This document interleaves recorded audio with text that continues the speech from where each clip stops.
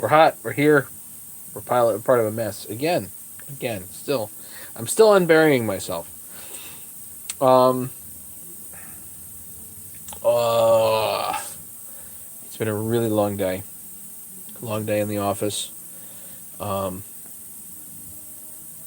Quick shout out to my office team. If anybody's watching, that's from the office. Um. Yeah. Ah, Tom's here. Hey, Tom. Yeah, if anybody's watching from the office, you know what? Uh, I like being part of a team. You know? I like being part of a team. And had some rough stuff happen. And you know what? I think we're going to come together as a team. That's what I think. Which is cool. Pat, Tom, 4 people here. What I want to do tonight is deal with whatever's going on here. We actually have a 372 head to clean up before I put it on that that chassis over there. We have a 372 gas tank to work on, which we might do first. I'm trying to think of the agenda for the night. Have to explain what happened yesterday, because yesterday 661 crank tools in stock. You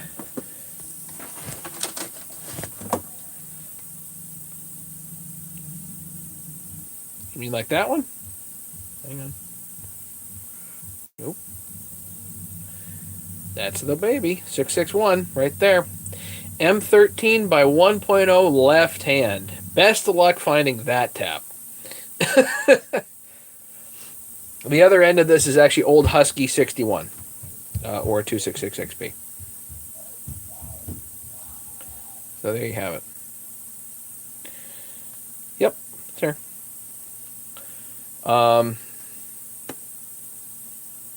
Yeah, what I wanted to do was explain what I was doing because I didn't go live yesterday. Obviously, yesterday's Super Bowl Sunday.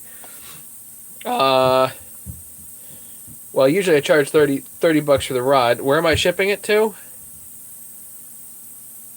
The shipping to you, Tom, is going to be killer. You know it.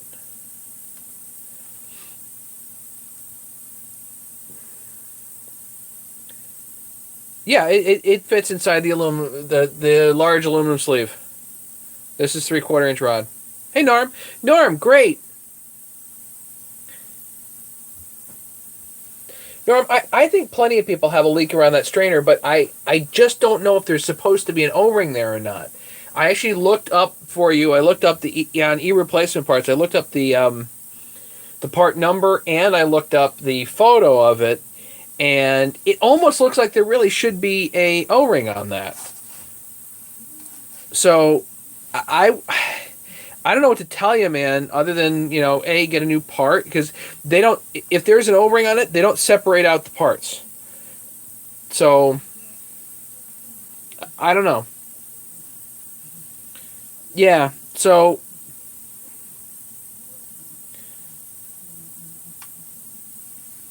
yeah, Tom, this should fit inside the large sleeve. So you have 2 sleeves, right?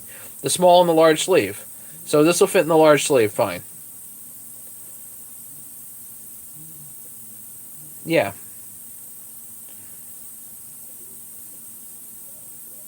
It's the shipping that's going to be just terrible. So Tom, for you, 661. Well, this is 661, not 660. That's different. The main kit will cover 660, not 661.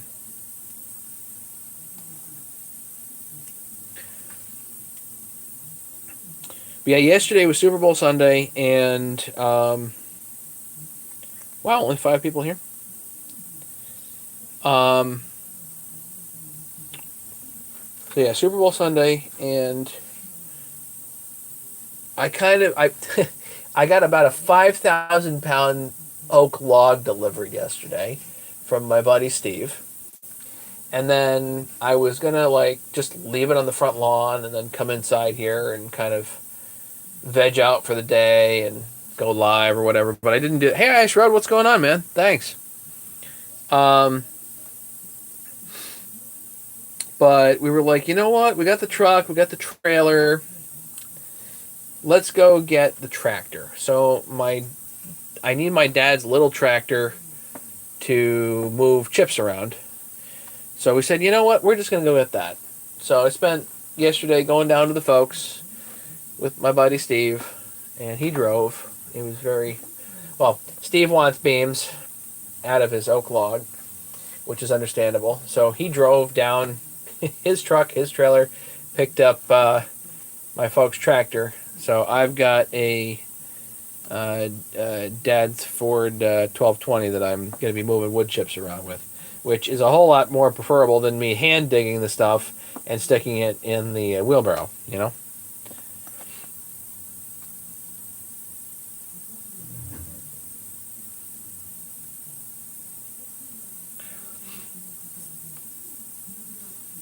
Does anyone else find the 660 far nicer? I think the 288's probably far nicer to handle in terms of shape, but, you know, whatever. If we're going to have that discussion. Yeah. Only 4 people here? How is that? How is that possible?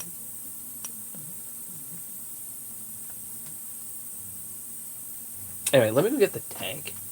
So, Tom, I'm gonna stick that right there. So, Tom, for you, that's $30 plus shipping. I don't know where it's going to. If you're going to Aussie or New Zealand or London, I don't know. But whatever the shipping is, you know, we can figure that out later. But it's a Husky, that's right. Which, oh, by the way, still uses Walbro or Tillotson and carburetors, which is exactly what Steel uses, but whatever. Going to Aussie, okay.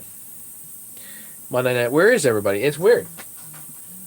Weird, usually well, it might be, YouTube might be a little behind on their notifications.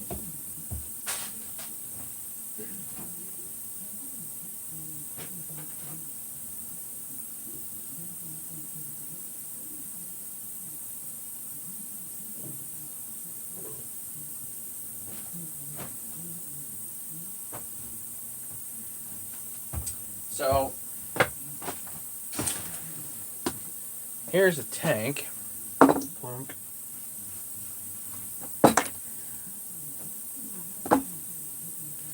So, this is not in super great shape, but you know what? It's not awful. It'll work as a tank, you know? You know what I mean? Get all the water out of it.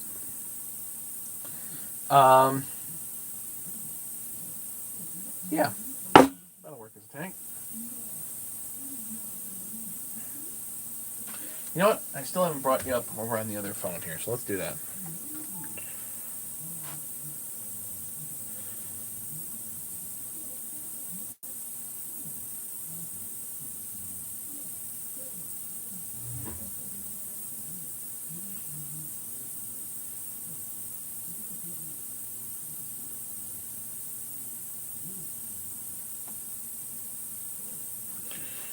Okay, so we got. Let's just deal with this early on, so we got this going on. We have some interesting stuff on the forum. There is an exceptionally long thread with the topic of Iron Horse. Now, I know that Iron Horse has significant popularity, especially with the Buck and Billy Ray crowd. But based on what was said on the forum and the evidence on the forum, I think that there are there's at least one lesson that's absolute. And that's very simple. It's called buyer beware. Always. I think that always applies. Always, always, always. This is always, sometimes, never. No.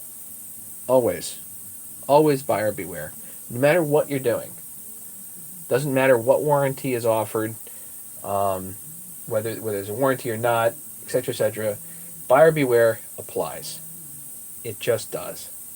You have to do your research. for whatever product you're getting, and you have to be clear about whatever product you're getting. You have to be clear about the contract, whatever that means. I think that's a hugely important lesson, and I think that during the arguments that happen on forums, I think that somehow gets glossed over in the form of it's easier to attack, you know. From the evidence that I've seen, the amount of money that was transferred and the quality of work do not match. That's what I've seen. That was the evidence presented on the forum. I didn't see anything to refute that. So, as of right now, I would have to say that Iron Horse would not be my cup of tea. So, where do we go from there? What do we do about that? And the answer is you find quality people who are your cup of tea. That's what you do. You stop the attacks and you move on to what you think are people that are doing their level best. And I'll tell you guys what, Rattler, Mike Shetley from North Carolina, has been doing some top shelf work. I'll tell you that. I'll just say that right now. As far as I can see, he does top shelf work. And that's evidence of what's been in my hands. Okay? So, if anybody needs port work done or needs machine work done to their heads, needs a saw worked over, that would be my first suggestion. As of this point, he's not insanely busy and he does top shelf work. There are other guys that do really nice work, but they tend to be pretty busy. So right now, Rattler would be the guy if you're interested. Yeah, I'm not interested in the arguments and the this and the that. Now, just, we learn things. Something doesn't work out, you move on. But as always, especially when you're transferring large amounts of money, buyer beware. Buyer beware.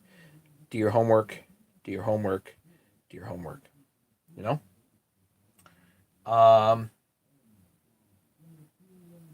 Yeah.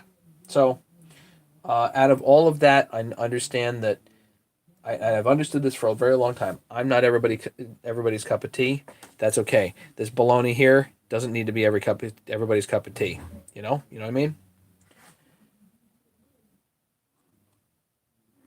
But I hope we can learn something together.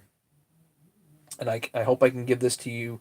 Any information that I've learned, I can give to you as honestly as possible. And if I make a mistake, you guys can bet your boots that I'll be on here and I'll be admitting it. Another interesting thing. This goes back just to, as a talking point. This goes back to a thread that I saw forever and a day ago. Forever ago.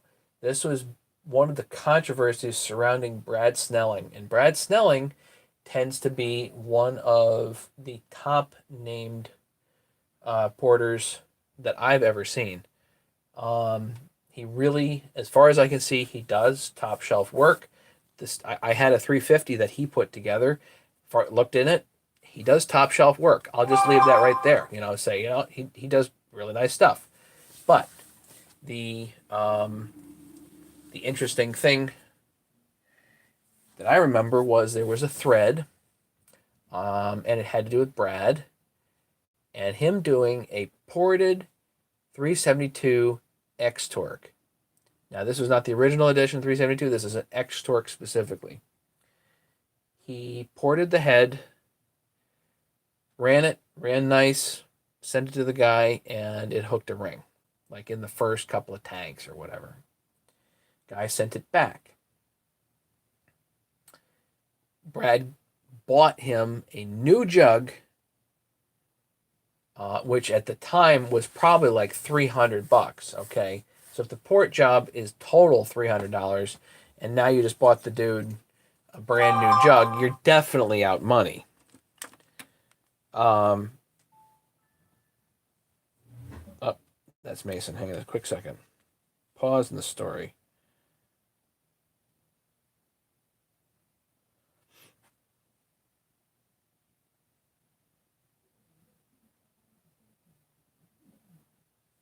So he bought the dude a new jug. I think, if I remember right, I think it hooked a ring a second time. Now, um, I don't know exactly the extent of the story, but the point was, Brad had the money to cover those issues, to self warranty and all that stuff. And that, I'm not talking about whether you should warranty or not, but Brad had the money to cover that. If you are going to go to a guy that does port work and he's always broke, you might not want to be dealing with that person. Because what if something happens? So let's say he offers you a warranty or not. I would say not because it's modified saw, but what the deal, the contract is whatever you agree to. But even if he offers you a warranty and something goes wrong, if he's broke all the time or claims to be, is he going to be able to cover it? Um, and I think that's a serious flag. I think you just need to, you know, these red flags need to come up when you're choosing people to work with in general. So, sorry, I've been ignoring comments. Um, Maybe you guys like what I'm saying, maybe not. But I think that type of stuff, I think this sort of stuff needs to be discussed.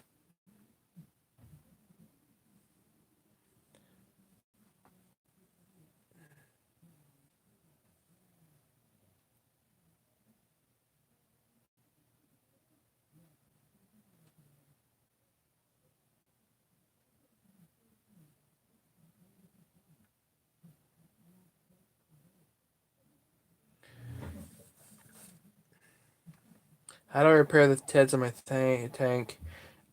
The you have like Norm, you have threads here. Yeah, a second. Yeah, Norm, you have like threads here where in the spring, wherever it is, on the 350. Those are difficult to repair at best, but if you want to try it, you can take. I've heard sometimes this works. You can take some string trimmer line, melt it into the hole. Get the hole real clean, melt it in there, drill and retap, and pray that it works. But odds are you might be in for a new tank.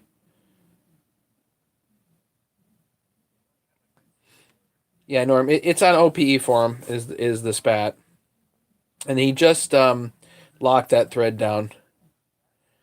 But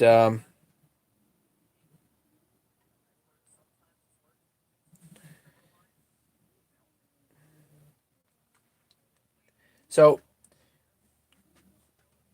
Pat, to discuss to go to the point of, he's offered to make it right. To that point, if it's me, I like the opportunity to make things right. That especially goes for my patients. I like, if something they think is not right for whatever reason, please come back to me. Let's have a discussion. Let's be adults about it. Say, hey, Matt, I don't think this is right. Let's see if we can fix it. Okay. I like the opportunity to make it right. Um,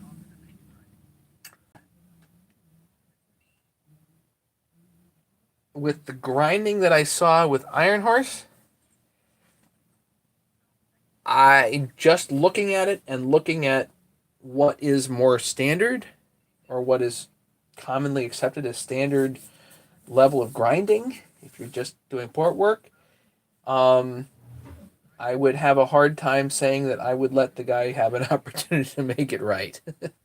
um, but again, This is only the only evidence that I've seen. I don't know the guy personally, and the idea is not to attack here necessarily. The idea is to say, okay, we've learned something. It's called buyer beware.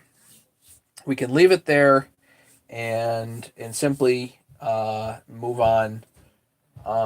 Another quick point, which would be learn something from everybody.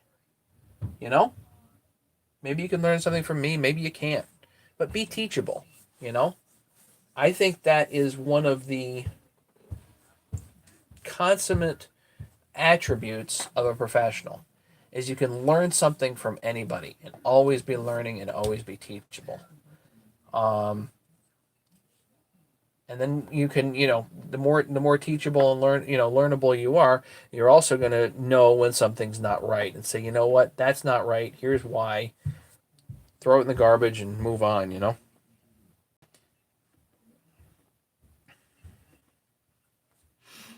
Yeah, Pat, if you saw the work, you'd probably say, eh.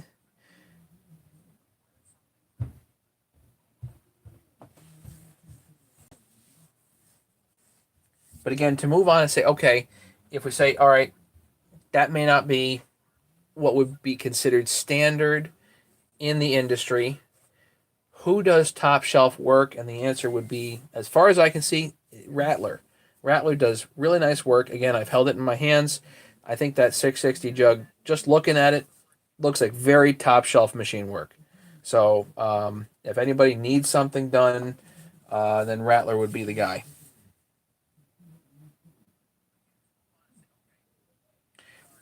Pat, he's talking about plastic threads, not metal threads. So difficult to do an insert.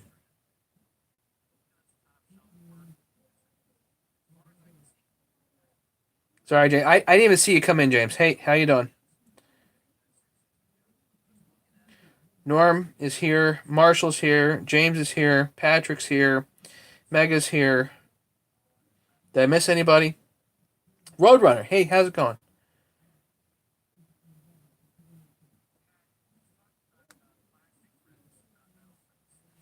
So let's see if we can get this 372. This 372 tank is a little rough. Um,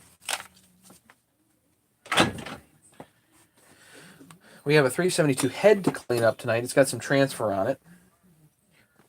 Edwin's here. Hey, Edwin.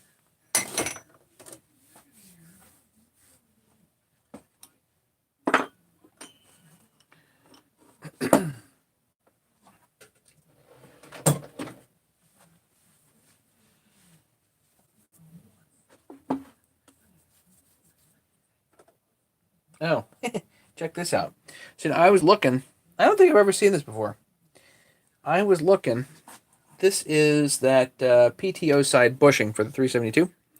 And one thing that I'm looking for, because I'm trying to smooth this here. And what I'm looking for are scratches that go up and down.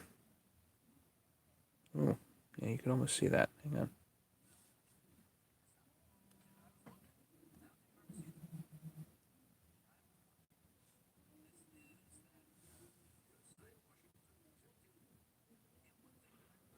There it is. Let's see if I can see that. Right here is a crack. This is actually cracked.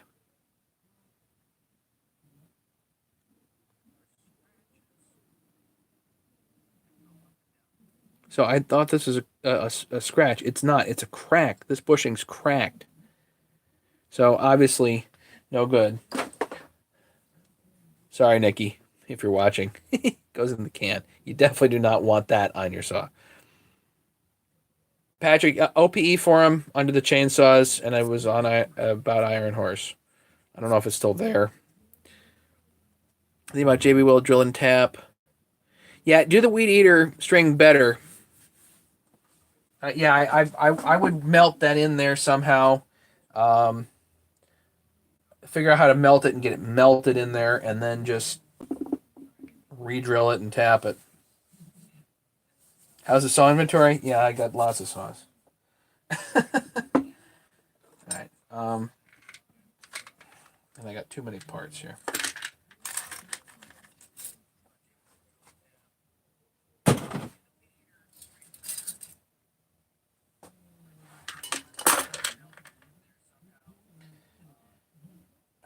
haven't had great putting these things back in crankcases. I'll try. It's a whole lot easier to do those if you do them when they're new, because they have a tab on them that makes things a whole lot easier.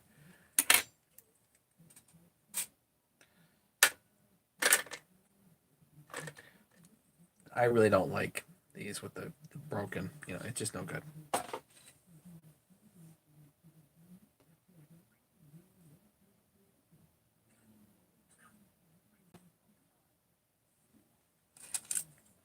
Yeah, for whatever reason, that Norm, that particular thing does kind of get boogered. I don't know why, and Spike 60 has mentioned that a few times, that he doesn't really know why either. How does that one AV mount come loose? I don't know. But it does. It does have issue.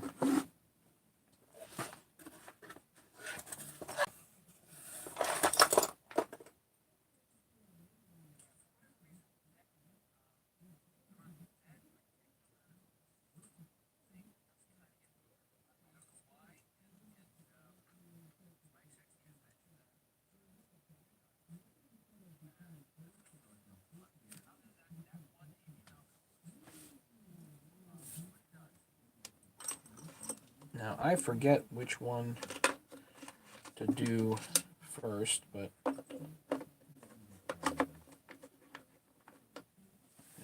do that.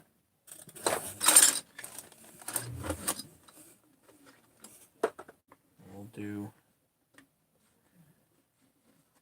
there's a metal pin that goes this way.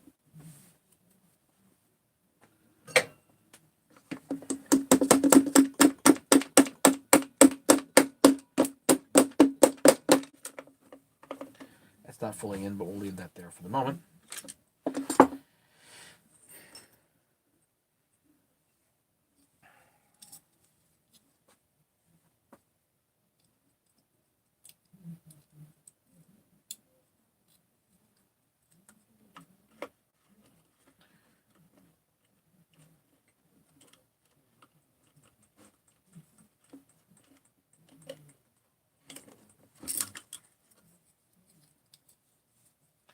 I always forget exactly what the order is to stick, Your spring goes in.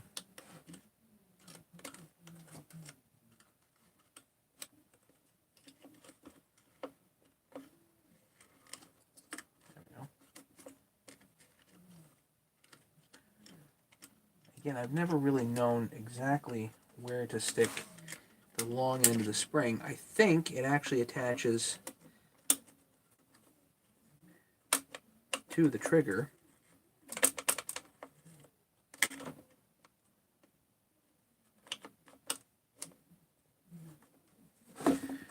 But I don't remember. Oh, it's way too high. No.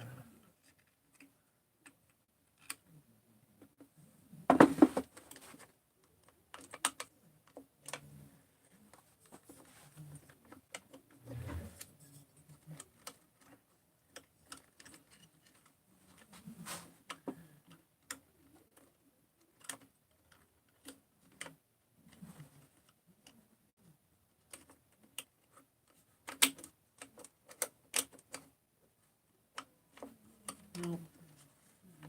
Just down on the side. Leave it. Dive in.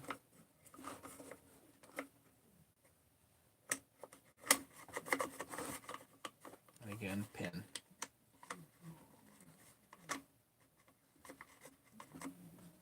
There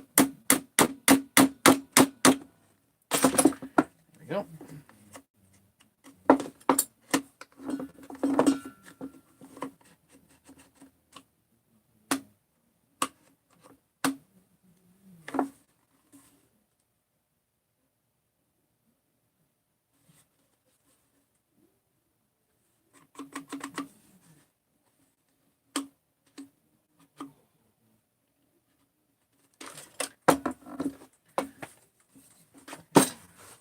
Tap in the pin.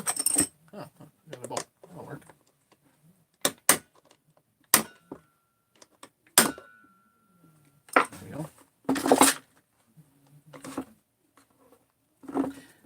pull. If this doesn't come back up,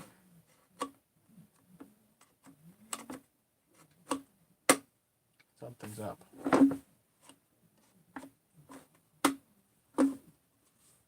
And that type of stuff, that type of fitment issue drives me crazy.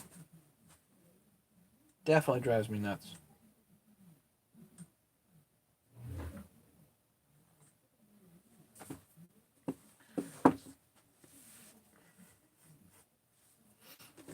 Let me drive this pin back out and see if I can get the forward part of the spring to actually attach. I have another trigger here. So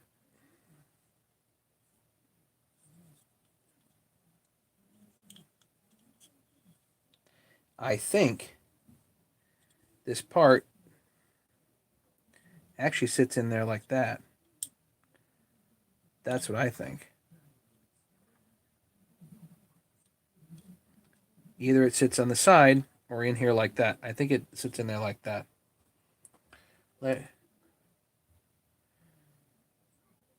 Top left edge of the trigger. I think so, yeah. But it's a matter of getting it there.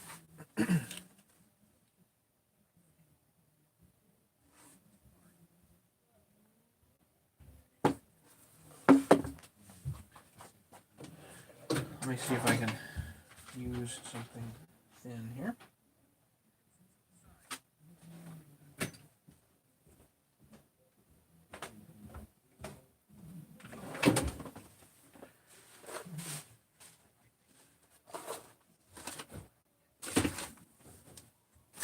Ah, here it is.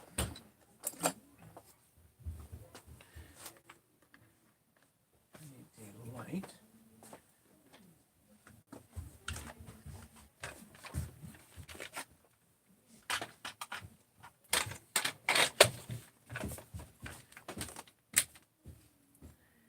You know, I've done this like 1,000 times, and I still am kind of newbie on it. Yeah, there it goes. I slid it up and over, again, just to show you guys, so that, right, so this spring actually goes up and over about here. It grabs on the trigger instead of sliding next to the trigger. So let's see if it works now. Again, you should hold that end. Nope.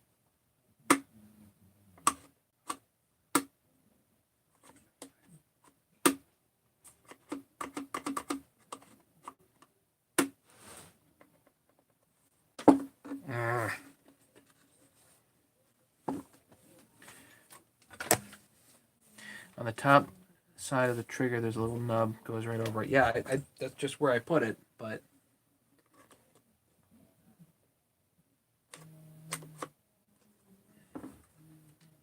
ooh, let me see if I can see it while I'm.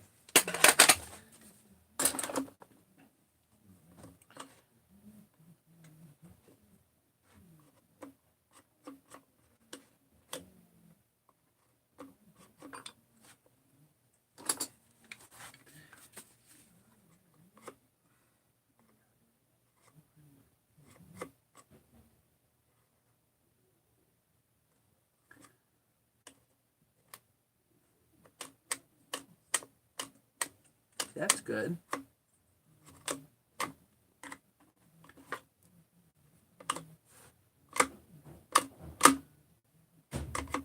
That's fine. Leave it.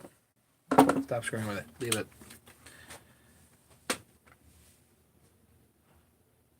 Just received today in the post OEM side cover. Have the opportunity. Good OEM cases. Nice.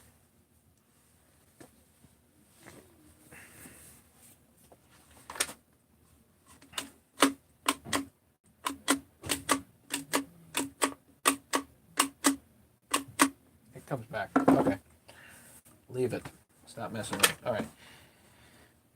Let's do the vent next.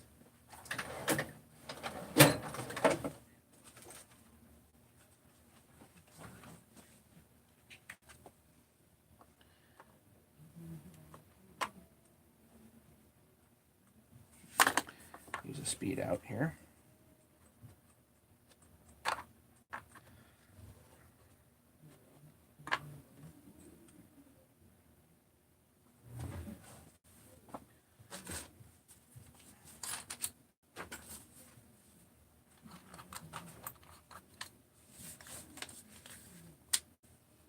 Hey, lost one. Welcome.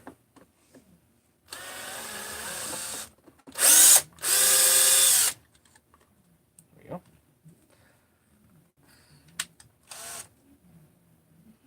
So this is the vent, and this one somehow lost its puck. And you know what? Heck with it. Because I've got a couple others here. This one still has its small puck, so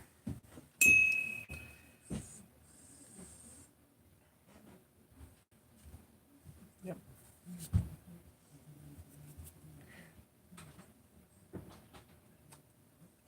And I can still gently suck air through it. So I'm going to put that in there.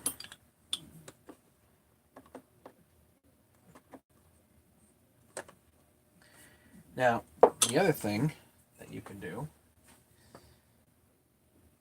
if you want to be really picky,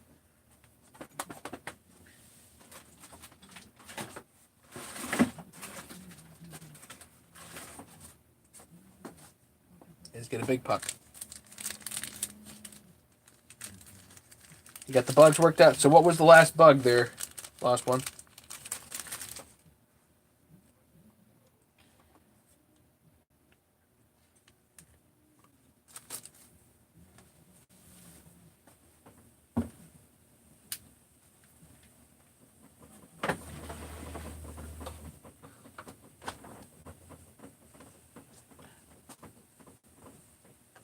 So watch this. The echo tank vent. Okay.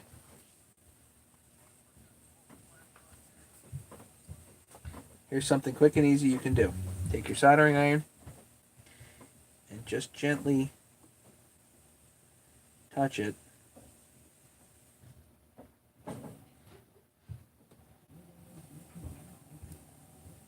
It creates a little burr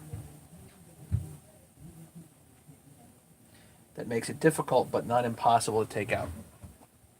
So now you won't lose your vent. You know what I mean?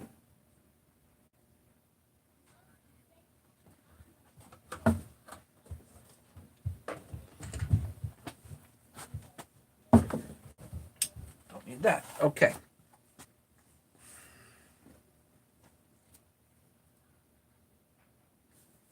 Think pretty fast to get lost. All right. How about a fuel line and filter? Let's do that.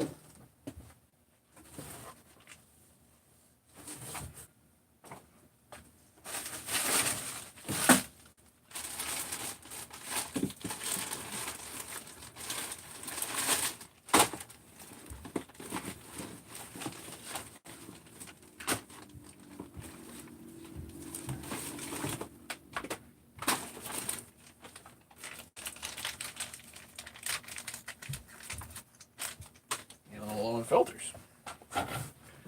Okay.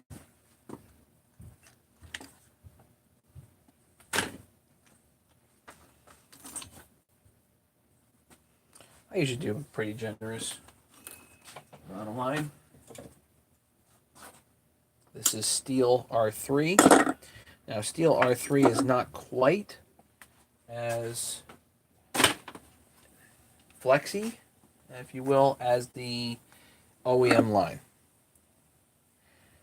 I'm boycotting OEM lines because I can't stand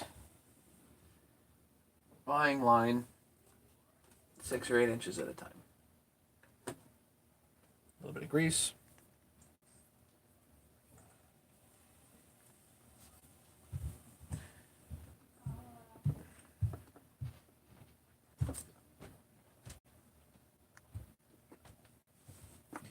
Always suck through and make sure it's patent, you know. Go in here now with our heating steps and pull it through. Just that's your more pliers, whatever you got handy.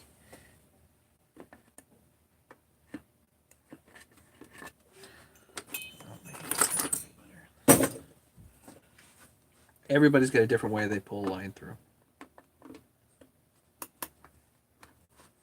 Hey Scott, just built a 372 Farmer Tech.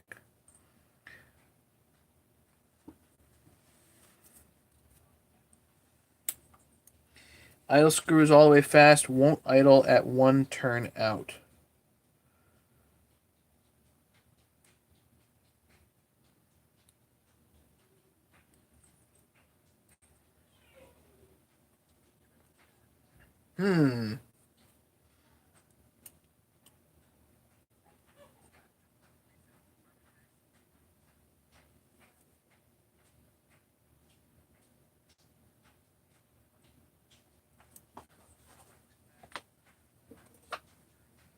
Yeah, it sounds like pretty.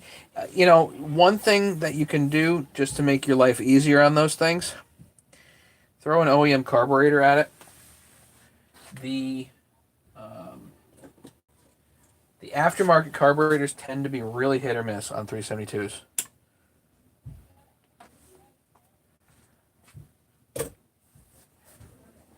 Well, yeah, they tune where they tune. You have to work on getting it set right. So, but if it's that rich, and you've got the idle all the way up, yeah, it's basically flooding out, is what it's doing.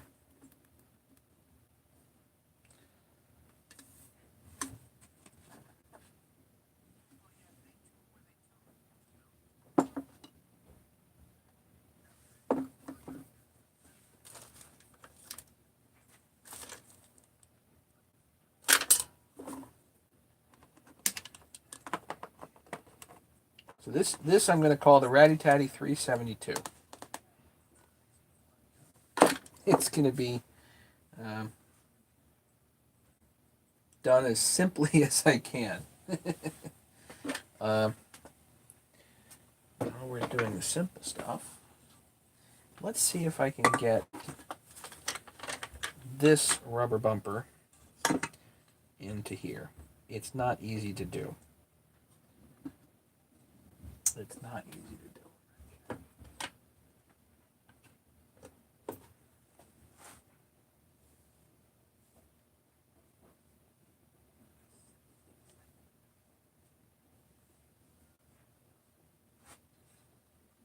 So you can't, I just put some grease on here, but you can't just press it in. It doesn't really work like that. Be nice if you could. James, take care. Have a good night. Thanks much. Yep. As usual, special thanks to the moderators. Ken and James. I don't know where Ken is.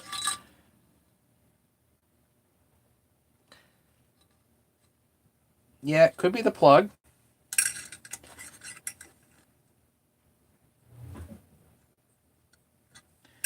But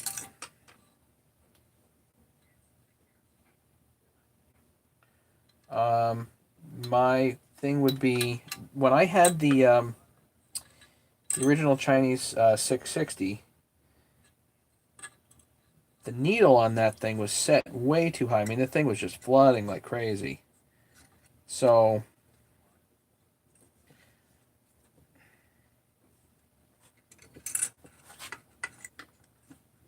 I would absolutely positively not trust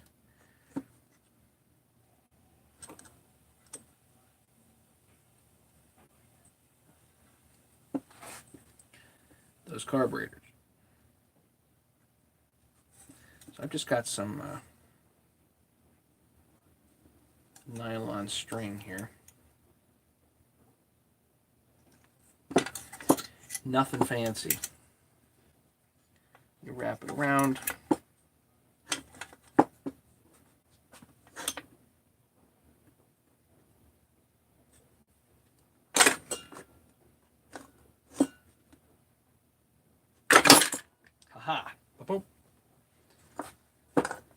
Try not to knock yourself in the face either. And now the rubber bumper is in there.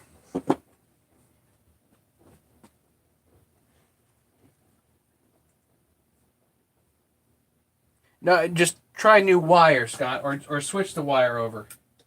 If you want to switch the wire over, you just grab the wire itself and unscrew the coil from the wire. But grab the wire, not the plastic part of the coil. Just grab the wire and grab the coil with your hand and unscrew it. Hey Tim, how you doing?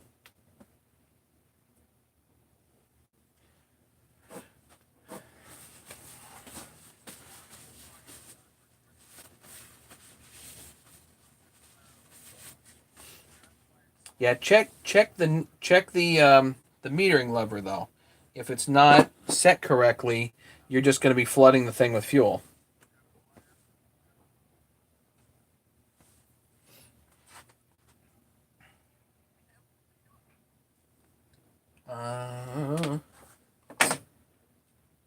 Actually, this tank's pretty good. One thing I'm missing on here is the on-off switch, but we can work on that later. All right. We've got a rubber bumper here. We've got a rubber bumper here. This crankcase is nothing amazing, but it will work. Okay, ready, tidy 372. And sometimes you get lucky with these tanks, and sometimes you don't like that. Anyway.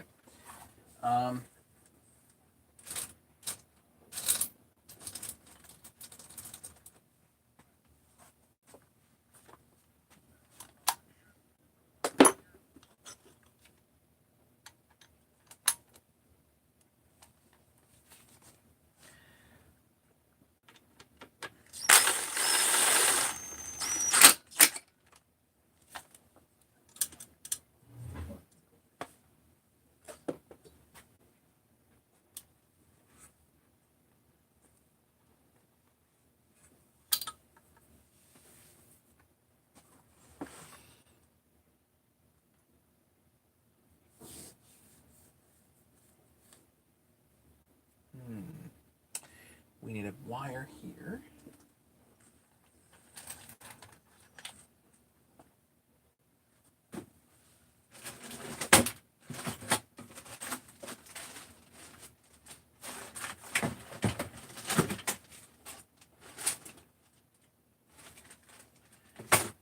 Nope.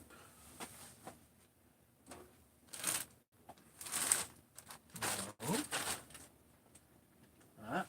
Got wires here somewhere. Yes, I do. There we go. Yeah. Hey, Efren. How you doing?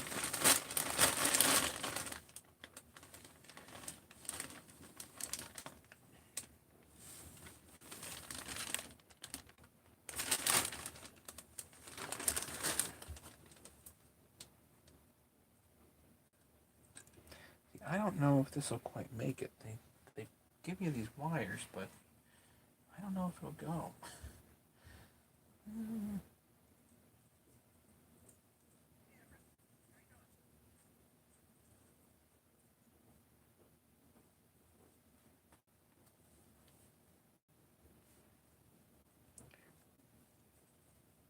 Like to see the tool you invented? Well, you missed it. I did that. I did this to that this the other night. You missed it. I've been doing it plenty. You just have to go back and look. That's a little longer. Yeah, that'll work.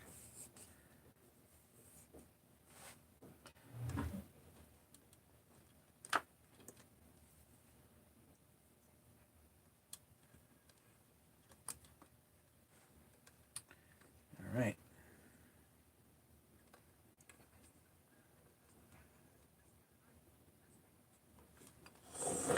Rubber baby buggy bumpers.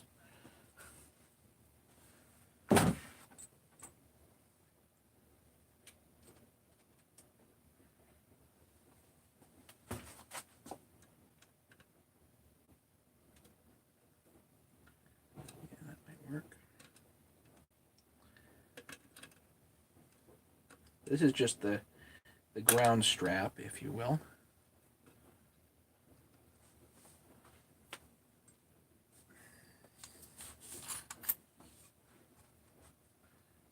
Speed out its way.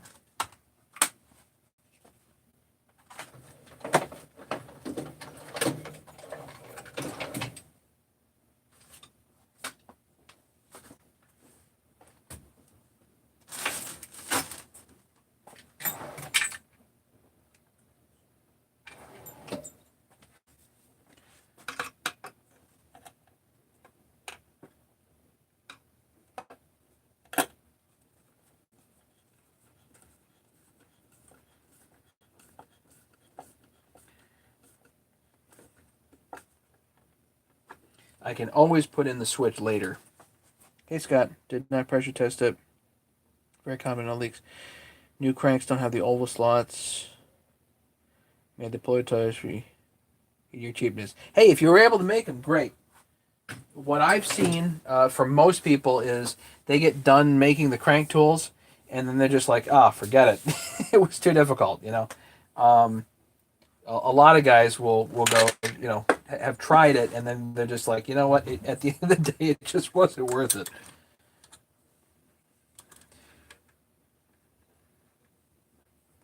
So, but if you can make it worth it, that's wonderful.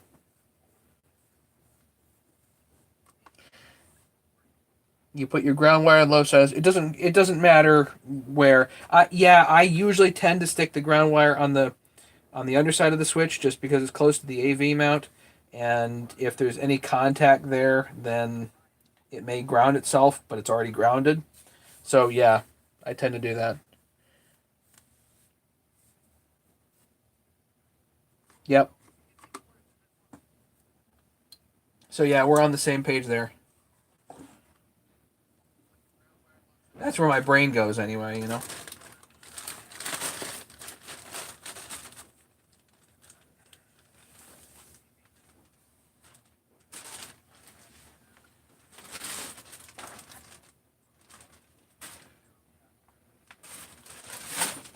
Stuff we don't need anymore.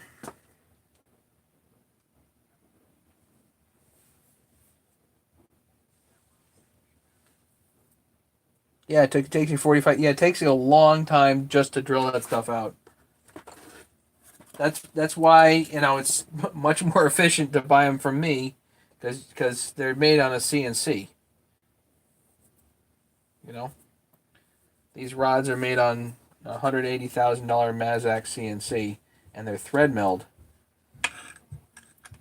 Razor blade.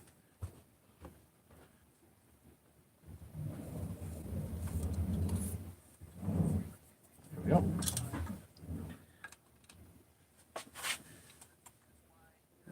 It's pretty good.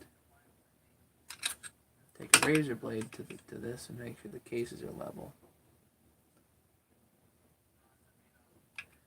Yeah, that's good.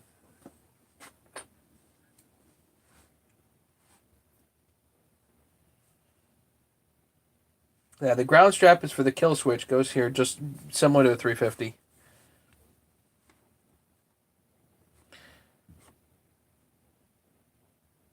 The screw tip was hitting the back side of the top cover. It didn't catch it during the back test, so I'm going to lean out. Okay, so next thing to do here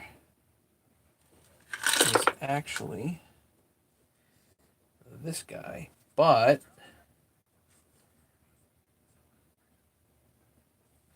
I really need this part. I don't know if I have one sitting around.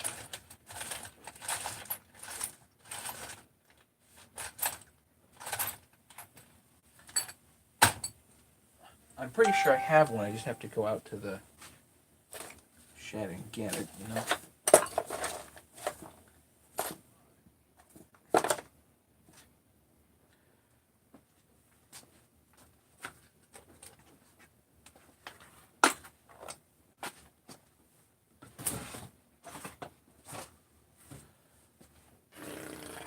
Shucks. Okay, well.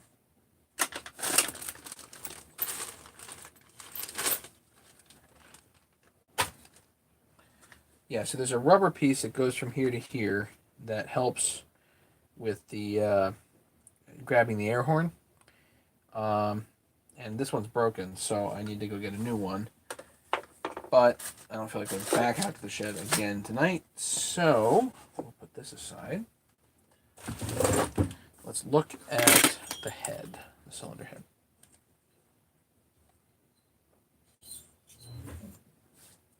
Which really is fairly reasonable shape. A couple of spots of transfer. So let's get out the Dremel.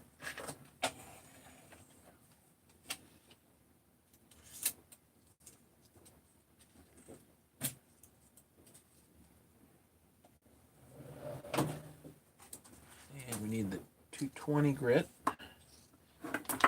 and the 50 grit. I'm going to find the 50 grit.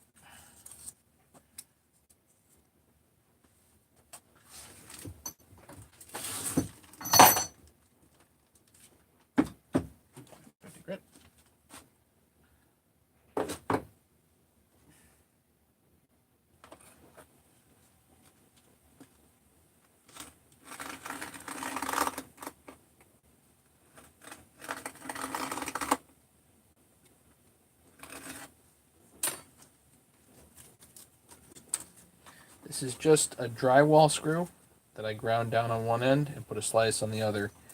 This holds flappers real nice. Media layer is supposed to be approximately level, yeah. Make sure it's not sticking. Make sure it's not open.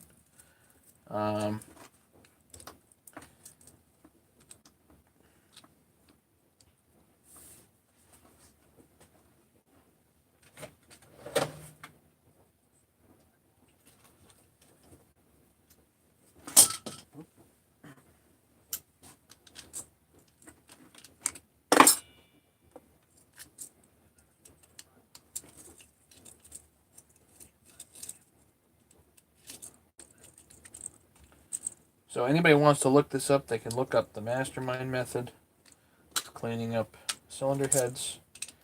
It does use sandpaper, and you go slow.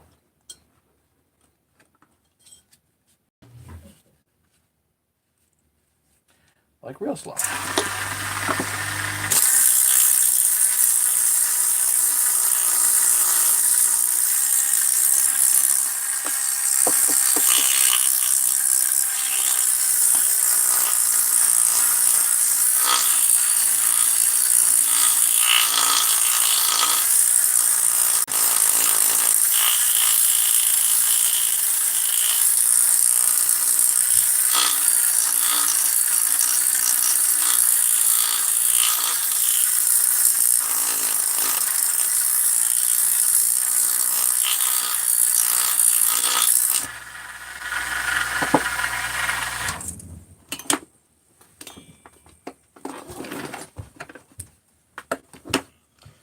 My 300 does not pump enough oil. Why not?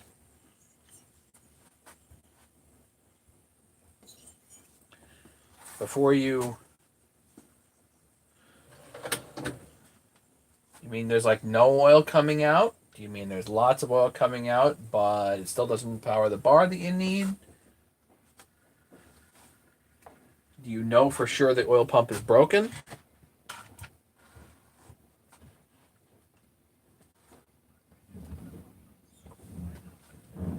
Get the light. Where's the light? Yep, the bar hole.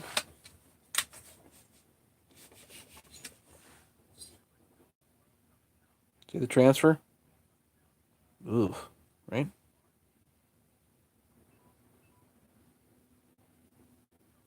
Is the internal filter clogged with junk? It's pretty rare an actual pump failure.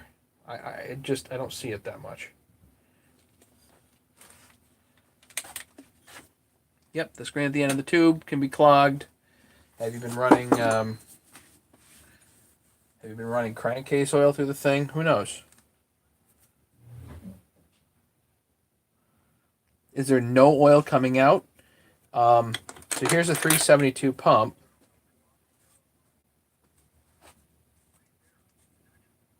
Here's a 372 pump. This should roll smooth. And you should see, you should be able to put a little bit of oil here and run it and pump it up through.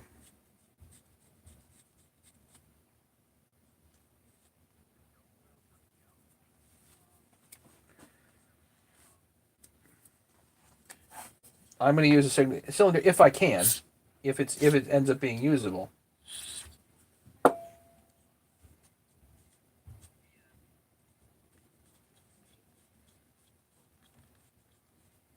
I don't know if it'll be usable, you know.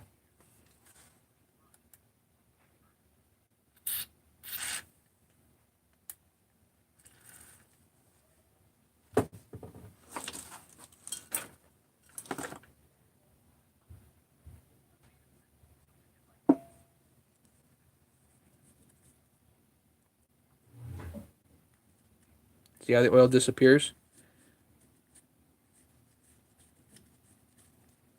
The other thing is, where's the adjustment set?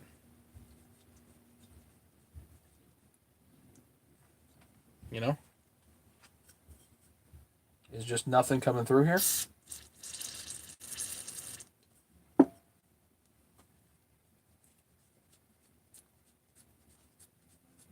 Just trying to clean this out. 021 squish, LRB pop up. Okay.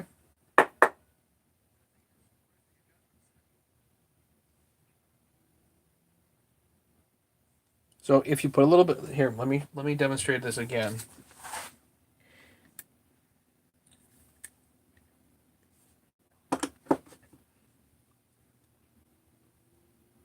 See that? It sucks the oil right down in and through.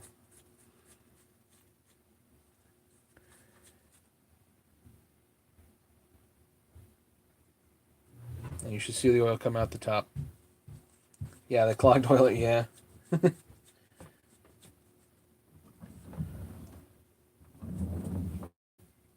So, does it oil? Does it pull oil through the oil pump would be the question. You know?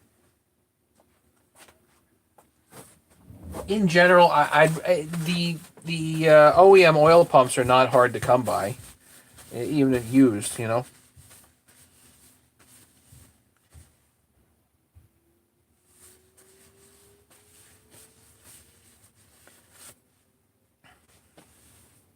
Okay, Matt Withers with the keyboard cowboys on the forum about Irish. You got to read the thread, man, and especially towards the end, where they actually had some photos of the head that he had worked on. So, I would say read the thread and make judgment for yourself, you know.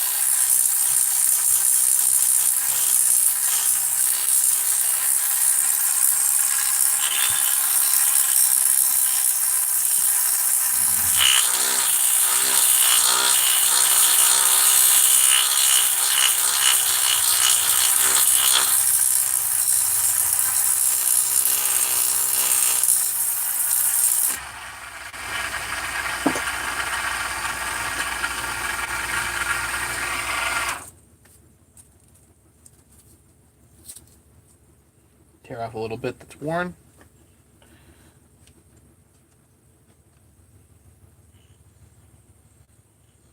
Static Crowley, the 261 won't function. Tried everything. Tricky Husky series pumps. Again, take it apart.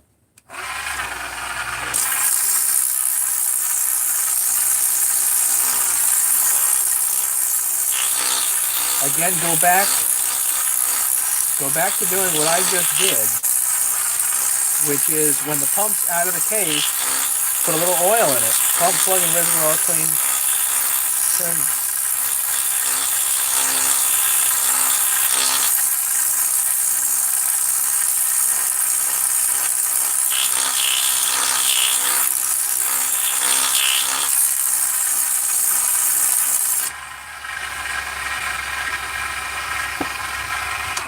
Pump, plug, and reservoir all clean. Pump turned all open. Turn that screw the other way, all the way in. And see how it goes.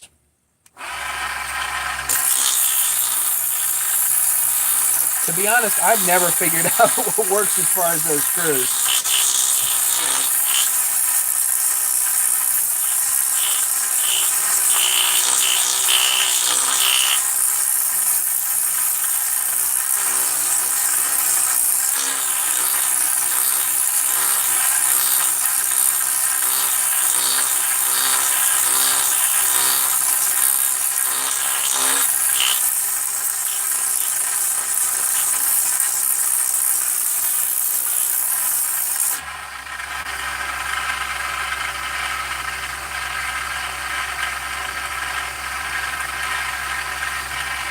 Better. Ain't perfect. Gonna take some time. Pump, plug, and reservoir all clean. Pump turned all open. So, yeah, I'm never able to understand on the crankcases which direction they want me to turn these.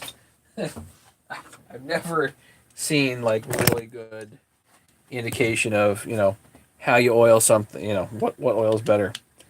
But I have a suspicion that all the way open does not necessarily mean higher oil. I think all the way closed tends to mean higher oil.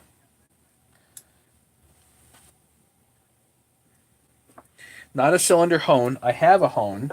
This is just 50 grit, but you go nice and gentle. Because you just want to pull the aluminum off. You don't want to really go into the plating. But it beats up the 50 grit, so you have to constantly change out the pieces.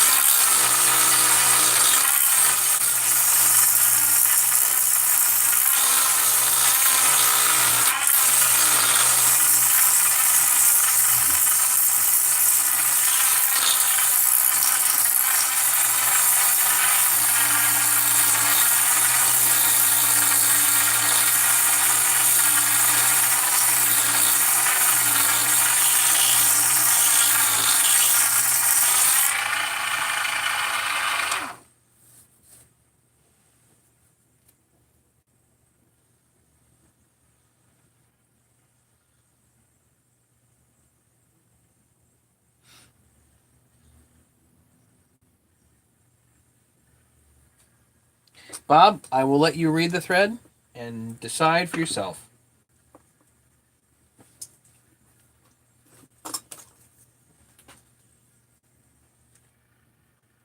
But, as always, like I've said,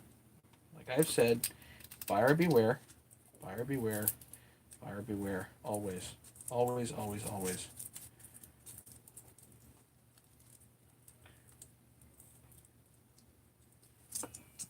It's up to you, Bob. It's a free country. Do what you want. It's okay.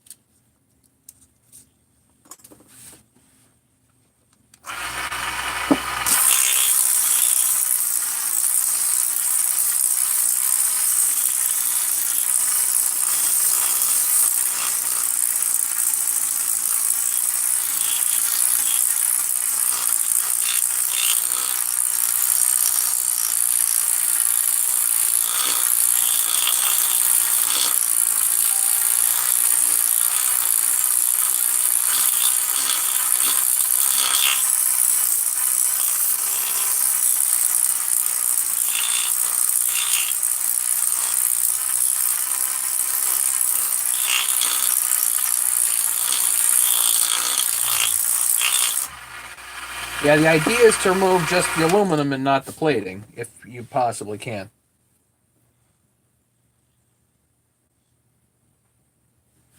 I it's not that the pumps can't fail, but just try what I was showing you here. If you actually try the adjuster, number one, but make sure you have the pump off the saw and put a little oil in there and run it with just your finger and see if the oil disappears. You know, see that?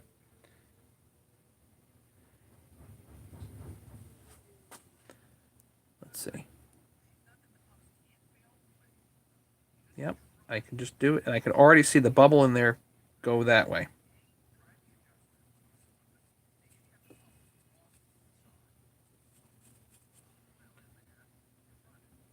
If you're gonna get a pump, I would recommend getting OEM, even if you get it by used. I'm pretty sure that they're fairly readily available on eBay. They better be for reasonable money. So I'm not the best guy to show you how to remove transfer because I don't do it that often.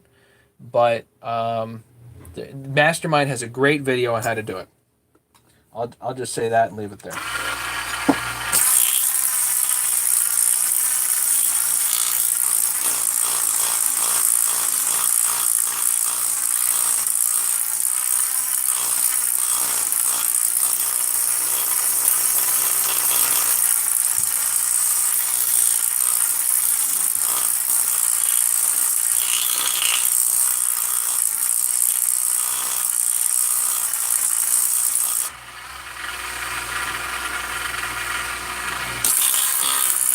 It's already like 1,000 times better. Hey, be handy. What's going on?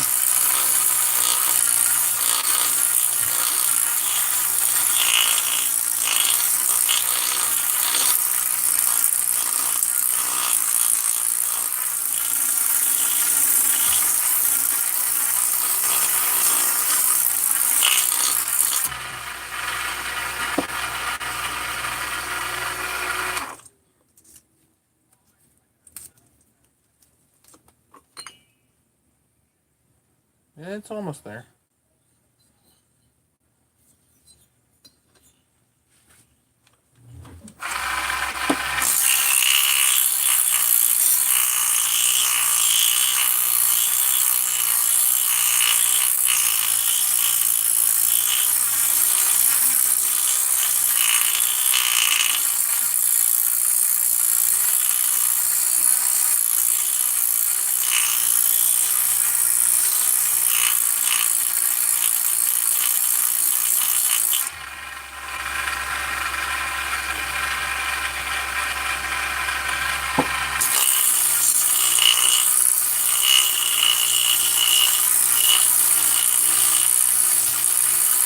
It's gonna take time.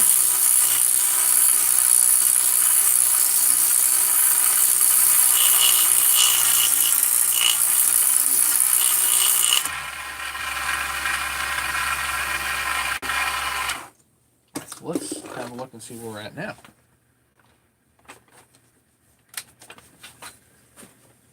So there was some transfer under there, still a little bit. And then there's the exhaust. That's a whole lot better. Like that?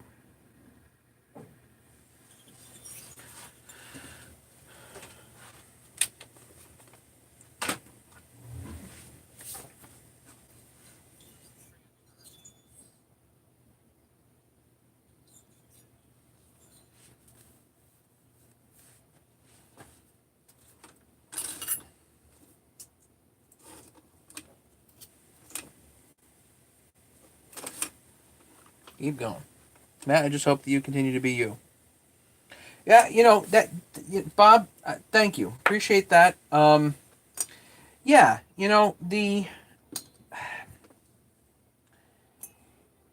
I like to give people some ambition. I like to learn from everybody.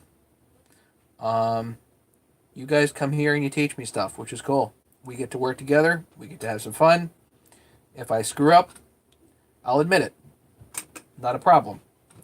And you guys see me readily screw up. There's no question about that. Um, none of what I do here is scripted. This is not a cooking show. I don't have things readily prepared, you know. So I do what's in front of me. I work with what I got. I try to use the best tools I can. And I'm going to continue to upgrade. That way, if I find something cool, I'll let you guys know. And I think what somebody mentioned, I think it was Alan.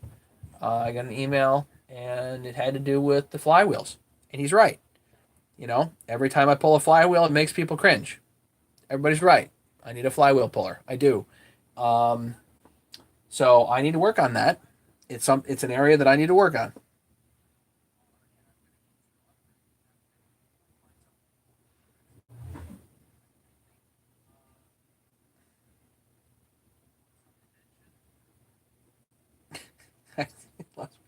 We all make some really significant mistakes. What I want to see is people trying their level best.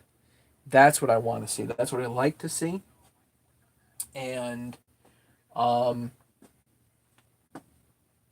I'll say that based on the photos in the thread for Iron Horse, it did not look like a cylinder head that somebody with experience and that was trying would have done. Um, you know what? The I think everybody is held to a pretty high standard for guys that do this professionally. Um, I don't do this professionally. I do this for fun to hang out with you guys. You know, go and make a puller. Yep, that's pretty much it. But I do this to hang out with you guys. I do this to have fun. Uh, I love building stuff and taking it to get-togethers, and if it blows up, it blows up, and oh well, it's my nickel. Um, we have a lot of fun with that sort of stuff, and that's cool. There are guys that do this professionally that charge good money for things, and the community itself has certain standards that they uphold people to, and you have a certain set price that is generally accepted for certain services. Um, there are certain things that are outside that realm of price that you just have to scratch your head about a little bit. There are some guys that are charging an awful lot. My thought initially is, hey, more power to them. And it does come back to buyer beware. You know what? If two people contract for a port job and it's $1,000, fine. That's fine. As long as the guy gets what he pays for, I'm fine with that. It's guys that are not getting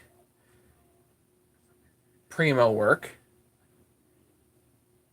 that are spending primo money that you have to scratch your head about. Um, Overall, and I've said this before, I think the guys that do this professionally are charging too little.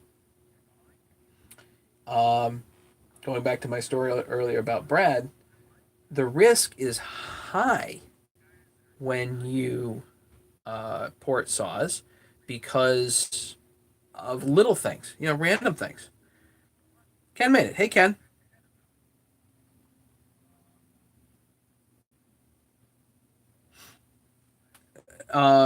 So the risk is high, and if there are guys out there with no money that are out there just throwing stuff together, that's probably not a good idea.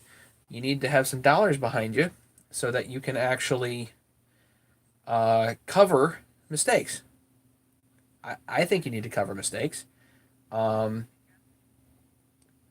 Again, kind of goes back to contracts, though. If you contract with somebody, hey, we're going to spend $300 on this head, and you're going to spend some time.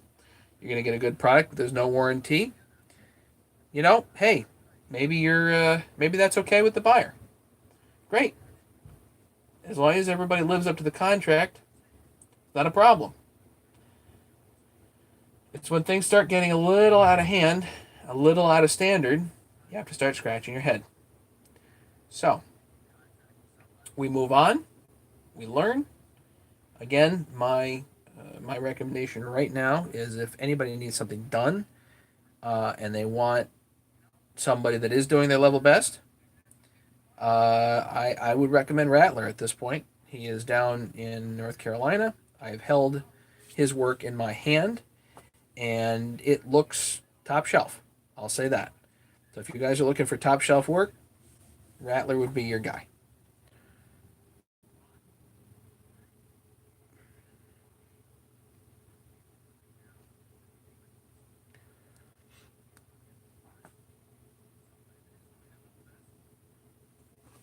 So I will continue to do what I can, best I can, and hopefully people come along for the ride and are helpful along the way instead of just laying down judgment. Matt, I won't say who he is, but he's another coming up and does top quality work as well.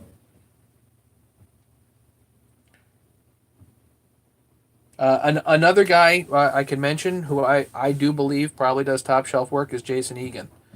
And I would love to do some collaborative work with him and hold his stuff in my hand, but I don't have that right now. What I do have right now is I have Rattler's work in my hand. It's right over there. It's a 660 cylinder head that just got done, and I think he does top shelf work. So if anybody's looking for work, you need Rattler down in North Carolina. All you got to do is go on OPE for him um, or on Arbor's site and look it up. Okay, so that's my overall. We'll do a little bit more work on this 372 cylinder. So if anybody has something constructive to say, I'm all for it. It's for the guys that come in and say you suck and then leave. That doesn't work. Doesn't work for me. So.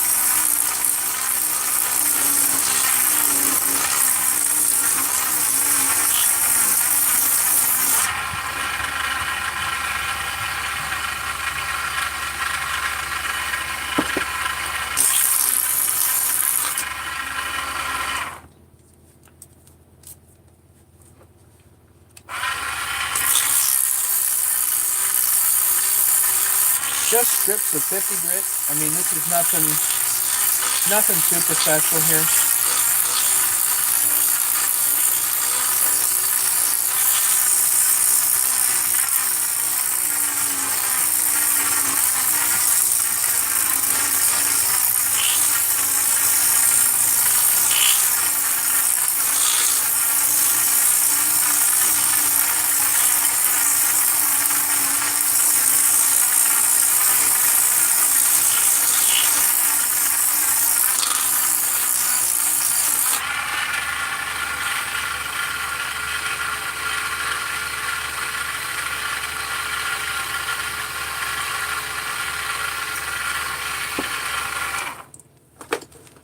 Okay.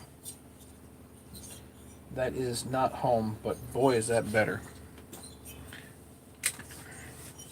Let's have a look.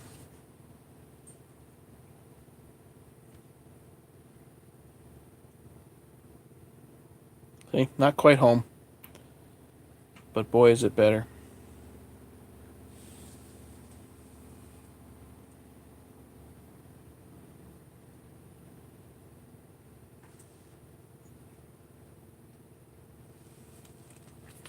Now, another thing you can do I just lost my battery on my other phone here, so I can't see comments as readily. You can use your hone.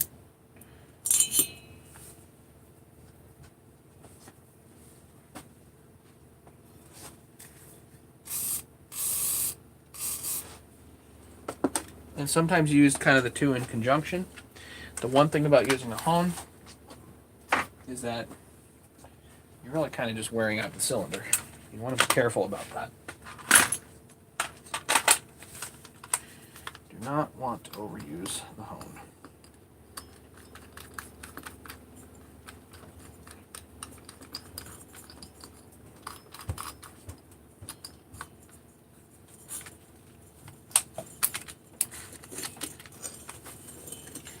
Nice and slow.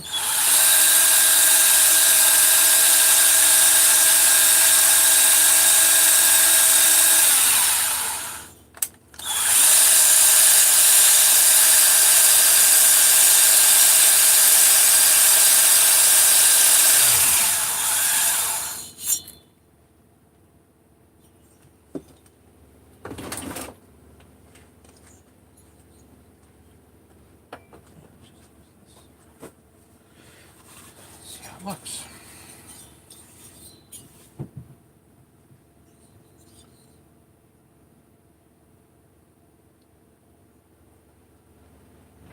So yeah, there's a little more to do. But that's a whole lot better. Another thing you can do is use the Scotch-Brite.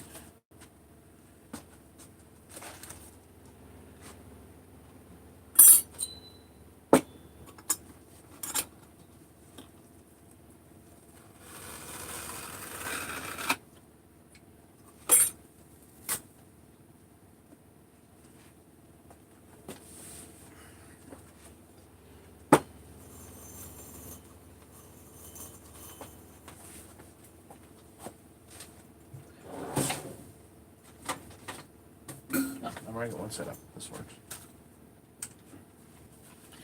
Scotch-Brite, with Scotch-Brite. And then you can kind of see, you can go back and look and say, okay, there's areas of transfer here, there, or wherever, and then you can focus on that.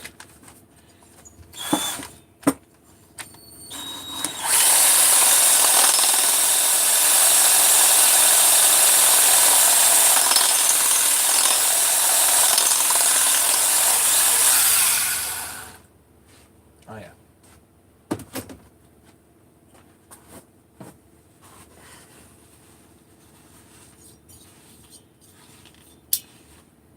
And you can keep cleaning and smoothing and cleaning and smoothing until it's good enough for Ken.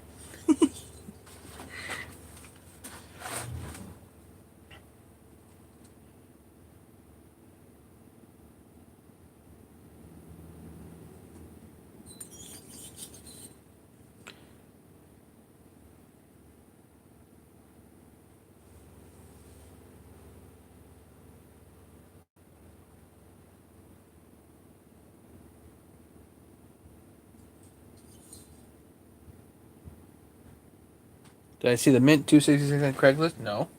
So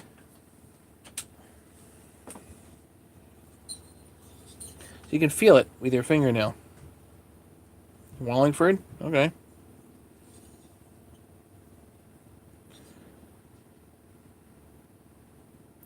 See, we still have just a little bit. You can feel it with my fingernail right up above the exhaust here. How about below the exhaust? It's pretty darn good. So yeah, Mastermind uses grits,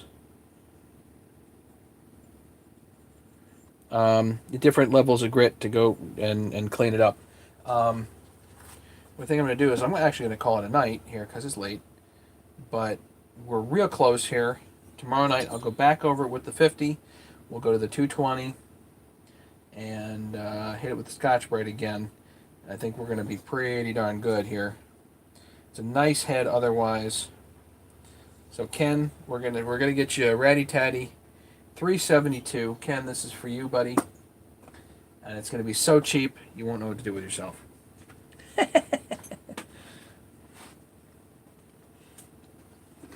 gonna have no choice. Anyway, um, questions, comments, anything else, guys?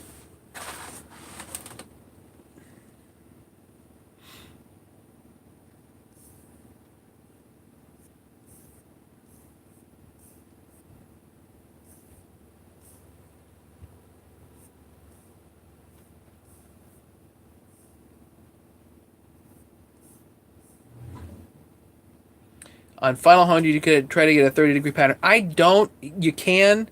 You have to use a ball hone really to do that proper, I think. But yeah, I guess you could do it with a regular brake hone. Tim, Matt, where in North Carolina? I don't remember what town. Sorry, Tim. My point is, he's a man on YouTube trying to bring us knowledge. Well, let's put it like this.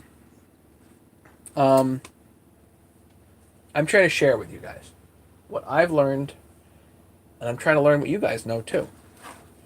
You know, and I'm trying to actively. I'm on my own particular journey, and if you guys want to come along, great. And if you don't, that's fine too.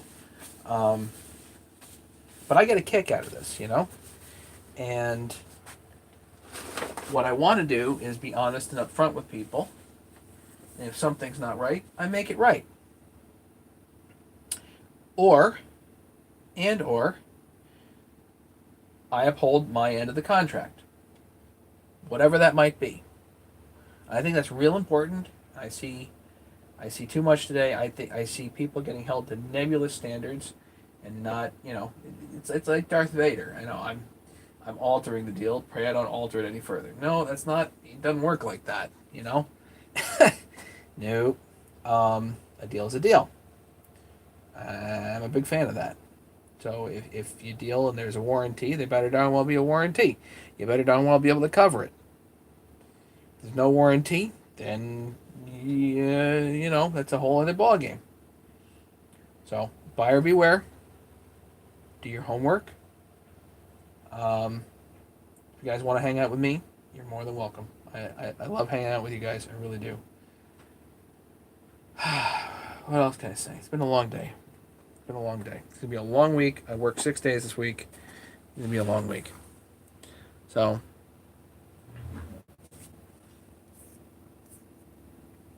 Scott, yeah, definitely check the metering lever.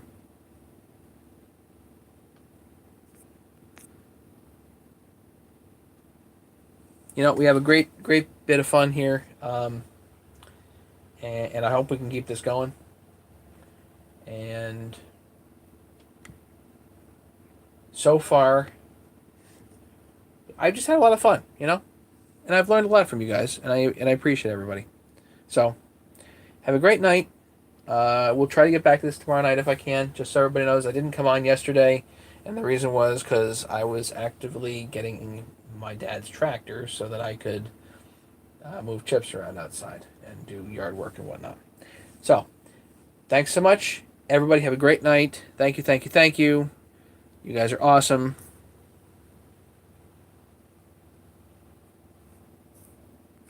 Have a great night. And Efren, it's a good question. We'll get back to it later. Remind me.